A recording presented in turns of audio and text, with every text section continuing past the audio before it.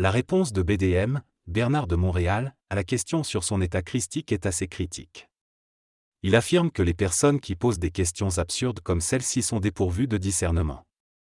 Il soutient également que la question est sans importance, car le fait de connaître l'état d'une personne ne change rien pour ceux qui posent la question. BDM explique ensuite que la volonté est astrale ou fausse lorsqu'elle est influencée par des sentiments indésirables, mais devient réelle lorsqu'elle est alignée sur les vibrations de l'homme créatif. Il souligne également que la volonté en elle-même n'est jamais fausse, mais que la compréhension que nous en avons peut être faussée. La perception de notre volonté peut être influencée par notre psychologie et notre astral, ce qui peut nous faire croire que nous exprimons une volonté mentale pure alors qu'elle est mélangée avec d'autres aspects de notre être. La volonté astrale est influencée par les souvenirs et les mémoires, mais elle ne peut pas comprendre pleinement l'expression de la volonté dans la vie. Elle se persuade donc qu'elle est guidée par une intelligence supérieure ou des divinités. Cependant, cette perception est colorée et fausse car elle est basée sur des concepts mémoriels. La perception de la volonté astrale est limitée et peut être cataloguée comme réelle, ce qui crée une coloration. La volonté astrale perçoit mal car elle ne comprend pas l'expression de la volonté dans la vie. Les décisions prises ne sont pas colorées, mais la manière dont nous les interprétons peut l'être. La coloration se produit lorsque l'astral transforme les pensées du mental avant de les exprimer. La compréhension de la coloration cesse lorsque nous discernons clairement les sources des idées. La coloration du mental par l'astral n'est pas une coloration physique, mais plutôt une altération des idées. Il faut distinguer la véritable source des idées pour éviter la coloration. Ce texte parle de la psychologie humaine et de la manière dont elle peut affecter notre expression et créativité. Il affirme que le mental et l'astral, relatifs aux émotions, créent une coloration de notre expression, mais qu'il y aura un moment où le mental ne sera plus influencé par l'astral et pourra décider de ce qui est exprimé. L'auteur parle également de l'énergie intentionnelle, qui est une énergie consciente et créatrice, et affirme que seule une personne qui est conséquente, c'est-à-dire connaissant les conséquences de ses actions, pourra canaliser cette énergie et créer réellement. L'auteur soutient que l'énergie intentionnelle est différente de l'expression artistique humaine et que l'homme n'est pas un véritable créateur car il est principalement influencé par l'énergie involontaire. Le fait de confondre les termes être créatif ou être créateur tels qu'ils sont utilisés dans l'éducation ou d'autres formes de communication avec l'enseignement ésotérique est une erreur. Dans l'ésotérisme, le créatif signifie être connecté à l'énergie intentionnelle et créatrice, mais on ne peut être connecté à cette énergie que si l'on est conscient des conséquences de nos créations. L'énergie intentionnelle crée des événements et oblige les individus à l'exprimer, mais ceux qui l'expriment ne le font pas de manière intentionnelle. L'hésitation est une manifestation de la volonté psychologique et peut être modifiée en travaillant avec le corps mental pour obtenir de nouvelles informations et évaluer les conséquences de nos actions. Souvent, la première idée est la meilleure, car la réflexion ultérieure est influencée par la mémoire et peut être moins adaptée à l'événement en cours. Les individus qui sont mentalement conscients sauront instantanément si la première idée est bonne ou s'ils doivent la transformer pour trouver la solution juste. La décision est souvent incertaine car elle est influencée par notre psychologie astrale, qui réfléchit et mélange les événements présents avec notre mémoire passée. Plus nous raisonnons avec notre psychologie astrale, plus nous pouvons éprouver de l'incertitude. Les personnes qui sont principalement mentales n'ont pas à se poser de questions, car elles trouvent instantanément la réponse et agissent en conséquence, sans ressentir de culpabilité. L'hésitation est donc une expression de la volonté de notre psychologie astrale à se sécuriser, en refusant la volonté de notre mental. Il est important de comprendre que la volonté n'est que l'expression d'une énergie, qu'elle soit positive ou négative. Augmenter le taux vibratoire de nos énergies nous permet de transformer notre schéma volontaire et d'exprimer une volonté de plus en plus efficace et alignée avec notre mental ou notre supramental. Lorsque nous sommes confrontés à des événements dans un certain cadre, il y a plusieurs approches possibles. On peut attendre que le cadre change de lui-même, aider à le changer ou le laisser tel quel. Cependant, il faut savoir que l'astral planétaire et social a tendance à freiner notre progression pour nous maintenir dans le passé, nous forçant ainsi à réfléchir. La seule solution pour sortir de cette stagnation est d'appliquer notre énergie mentale à la réflexion pour parvenir à une solution.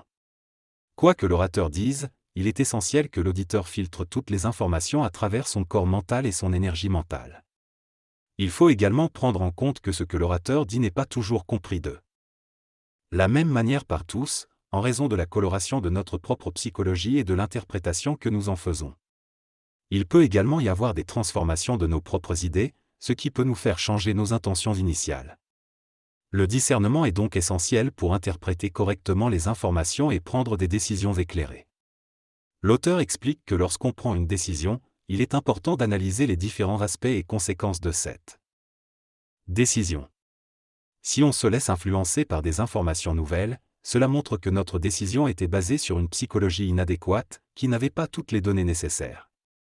Il est donc préférable de patienter et d'attendre d'avoir toutes les informations avant de prendre une décision. L'auteur souligne également l'importance de comprendre les conséquences de nos actions et paroles, aussi bien dans notre vie personnelle que dans la société. Il critique ceux qui luttent contre des événements sans en connaître réellement les conséquences. Selon lui, l'individu ne peut pas transformer les événements actuels, il doit les attendre et avoir suffisamment d'énergie mentale pour les affronter. Il conclut en encourageant les individus à chercher à comprendre les conséquences de leurs actions avant de prendre des décisions. La grève évoquée dans le texte semble avoir des conséquences sociales importantes, mais celles-ci ne sont pas clairement détaillées. L'accent est mis sur le fait que les personnes en grève ne peuvent pas anticiper les répercussions réelles de leur action, car elles sont principalement préoccupées par la satisfaction de leurs émotions et désirs. Seule la souffrance ou le plaisir qu'ils peuvent ressentir à la suite des événements les intéressent. L'homme est donc décrit comme étant incapable de comprendre les conséquences réelles des événements extérieurs et doit donc simplement attendre et essayer de ne pas laisser les événements le toucher. L'auteur mentionne qu'une étape ultérieure permettra à l'homme d'être davantage conscient des conséquences et d'agir en conséquence, sans être influencé par ses propres émotions. Il indique également que ceux qui restent dans l'état d'insensibilité, ne reconnaissant pas les conséquences de leurs actions, seront les martyrs de l'involution. L'idée de diplomatie est abordée, mais il est précisé qu'elle ne devrait pas être utilisée dans le sens électoral. L'auteur souligne la nécessité de rester fidèle à sa propre perception de la réalité et de l'illusion, sans compromis, tout en restant diplomate dans les relations avec les autres. La diplomatie est souvent inefficace car elle repose sur des décisions prises par des votes populaires, où la majorité ne comprend pas toujours les conséquences de ces décisions. Il est donc nécessaire d'avoir un gouvernement avec une intelligence supérieure, qui peut prendre des décisions dictées par la réalité plutôt que par l'illusion. Les intraterrestres sont des êtres vivants sous la terre, notamment à Shambhala et à l'Agartha. En Amazonie, il existe des êtres maléfiques qui sont les reliquats de la race atlantéenne, tandis qu'en cordillère des Andes, on trouve les Yétis ou Migu. Ces êtres ont survécu à la destruction de leur civilisation atlantéenne et tentent d'influencer l'évolution des populations humaines en Amérique du Sud. Les êtres intraterrestres en Amazonie sont les anciens prêtres et architectes des empires mayas, C et Inca. Ils ont fui à l'arrivée des conquistadors espagnols, sachant que les dieux blancs succéderaient à leur race. Ils se sont alors cachés dans de vastes souterrains en Amazonie et tentent de diriger l'évolution des populations locales depuis le monde astral. Cependant, ces populations restent liées à l'égrégore guerrier et animal des anciennes civilisations Inca, caractérisées par de nombreux sacrifices humains. En résumé, la diplomatie basée sur des votes populaires est souvent inefficace car la majorité ne comprend pas toujours les conséquences de ces décisions. Les intraterrestres vivent dans des régions souterraines et tentent d'influencer l'évolution des populations humaines en Amazonie et dans les Andes, mais sont liés aux anciennes civilisations guerrières et animales. Dans cet extrait, l'auteur parle de différentes races invisibles vivant à l'intérieur de la Terre qui cherchent à revenir à la surface et à prendre le contrôle de la planète. Il mentionne notamment une race de géants vivant en Amazonie, au Guatemala, dans les Andes et ailleurs en Amérique du Sud. Ces races seraient dangereuses pour l'humanité mais sont destinées à être exterminées et réincarnées dans des êtres plus évolués. Il explique également que la descente aux enfers est une initiation où l'individu est confronté à ces parts sombres et doit les surmonter. Cependant, il met en garde contre le risque d'être dominé par ces parts sombres.